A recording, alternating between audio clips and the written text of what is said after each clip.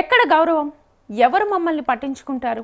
ఇక మా పని అయిపోయింది అనుకునే లోపే దేశ చరిత్రలో ఎక్కడా లేని విధంగా మమ్మల్ని గుర్తించి ఒక సంక్షేమ బోర్డు పెట్టి ఆ బోర్డుకు మెంబర్గా వేయడంతో పాటు ఎమ్మెల్యేకు పిఏ వంటి బాధ్యతలు అప్పగించడంతో మా జీవితాలు మారుతాయనే ఆలోచనలు మాలో వచ్చాయి సార్ అంటూ చంద్రబాబు నాయుడు ముందు ట్రాన్స్జెండర్ ఎమ్మెల్యే పిఏ వర్షిని ప్రసంగించారు.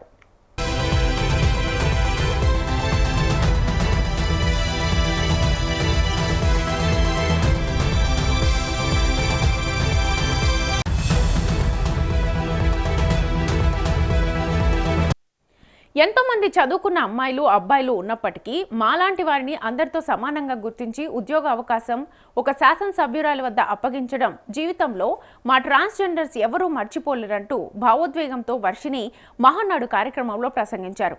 నిజానికి మహానాడు కార్యక్రమంలో అన్ని ప్రసంగాలు ఒక రకమైన అట్రాక్షన్గా నిలిస్తే ఒకే ట్రాన్స్జెండర్ వర్షిని ప్రసంగం మరొక అట్రాక్షన్గా నిలిచిందని చెప్పుకోవచ్చు. ప్రస్తుతం ఏపీలో ఆ మాటలు చర్చనీయాంశంగా మారాయి.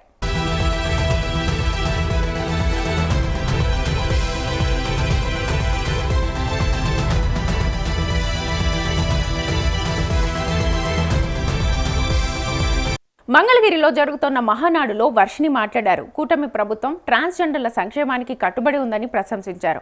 స్వాతంత్ర్యం వచ్చాక ఏ ప్రభుత్వము ఏ రాజకీయ నాయకులు చేయని ఆలోచనలు కూటమి ప్రభుత్వంలో చేసి ట్రాన్స్జెండర్ల జీవితాల్లో వెలుగులు నింపుతున్నారని ఆమె పేర్కొన్నారు. గతంలో ఏ ప్రభుత్వము తమను పట్టించుకోలేదని, కానీ ప్రస్తుత ప్రభుత్వం తమకు గౌరవం కల్పిస్తోందని ఆమె అన్నారు. ప్రత్యేకంగా సంక్షేమ బోర్డు ఏర్పాటు చేసి అందులో ట్రాన్స్జెండర్ను నియమించడం ఎవరికి సాధ్యం కాని గొప్ప ఆలోచనగా ప్రశంసించారు.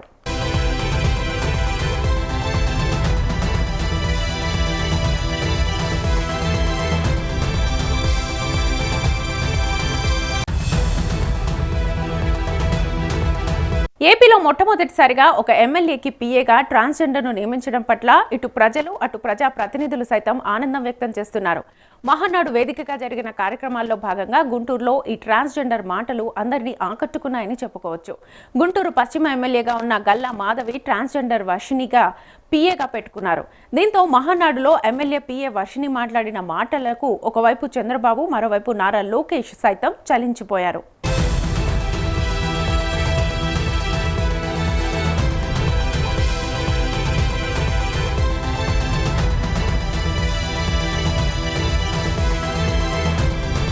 ఈ విషయంలో గుంటూరు వెస్ట్ ఎమ్మెల్యే గల్లా మాధవి తీసుకున్న నిర్ణయానికి స్వయంగా నారా లోకేష్ సైతం అభినందించారు.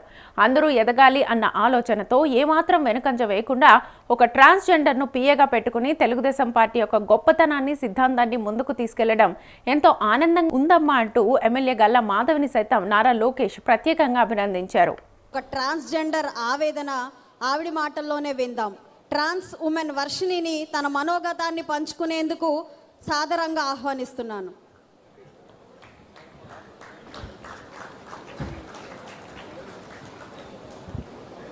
అందరికీ నమస్కారం అండి. నేడు వేదికను అలంకరించినటువంటి గౌరవనీయులు, పూజ్యులు, అధికారంలో ఎంతో ఉన్నత స్థితిలో ఉన్నవాళ్ళు అండ్ చిన్న పెద్ద తారతమ్యాలు, మడుగు వర్గాల చిన్న చూపులు లేకుండా ప్రతి ఒక్కళ్ళని ముందుకు నడిపించేటువంటి గౌరవనీయులైన ముఖ్యమంత్రులు నారా చంద్రబాబు నాయుడు గారికి నా హృదయపూర్వక నమస్కారాలు అండ్ ధన్యవాదాలను తెలియజేస్తున్నానండి. నా పేరు Varshini sir. I'm a transgender. ఎంతో గౌరవనీయులు, పెద్దవారు మరియు ఉన్నత స్థితిలో ఉన్నవారు, కొన్ని సంవత్సరాలుగా ప్రజల కోసం పోరాడుతున్న ప్రతినిధులు ఉన్న ఈ స్టేజ్ మీద నాకు ఈ అవకాశాన్ని ఇవ్వటం అనేది ఇది అననీయం అండి. ఎన్నో చీత్కారాలని, విమర్శలని మరియు నిందలని, నిట్టూర్పులని, కష్టాలని, కన్నీళ్ళని, బాధలని మరియు అవమానాలని, చేయని తప్పుకు నిందని జీవితాంతం మోస్తూ ఉన్న ఒక సాధారణమైన కుటుంబంలో పుట్టిన ఒక ట్రాన్స్జెండర్ అండి నేను. సార్, సమాజంలో కష్టాలని, కన్నీళ్ళని, నిట్టూర్పులని, ఏడుపులని మాత్రమే ఎదుర్కోవటం కాదండి.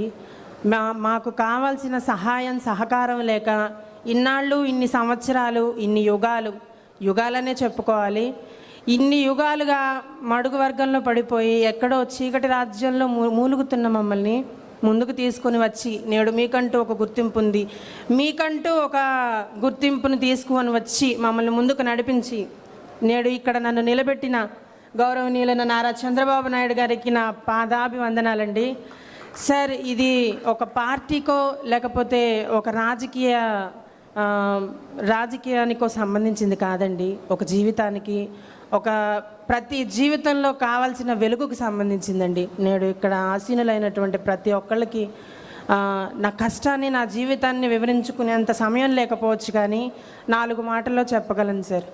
ఆనాడు ద్వాపర యుగంలో గృహన్నల అవతారం ఎత్తిన శ్రీకృష్ణుడు పడిన కష్టాలని, మరియు శ్రీరాముడు ఇచ్చిన మాట కోసం 14 ఏళ్ళు వనవాసంలో ఎదురు చూసిన అదే గృహన్నల హిజ్రాల ఆ ఎదురు చూపుని నేడు వెలుగులోకి తీసుకుని వచ్చి 2014-19లో ఏ రాజకీయ నాయకులు చేయలేనటువంటి ఒక గొప్ప ఆలోచన, ఎటువంటి ప్రభుత్వం తీసుకోలేనటువంటి గొప్ప నిర్ణయాన్ని తీసుకొని మమ్మల్ని ముందుకు తీసుకుని వచ్చి మమ్మల్ని కూడా సమాజంలో ఒక భాగంగా నిర్ణయించి ముందుకు నడిపించి మాకు ఒక ప్రత్యేక స్థానాన్ని కలిగించి పెన్షన్ల రూపంలోనూ మరియు ప్రత్యేక గృహాలు కల్పించడంలోనూ మరియు చదువుకోవటానికి మాకంటూ ఒక ఐడెంటిటీని కలిగించి అదర్స్ అనే మాకు కూడా ఒక ఐడెంటిటీని పుట్టించి ట్రాన్స్జెండర్గా ఈ సమాజంలో మాకు మొట్టమొదటిగా గుర్తింపునిచ్చినటువంటి నారా చంద్రబాబు నాయుడు గారికి నా హృదయపూర్వక ధన్యవాదాలు.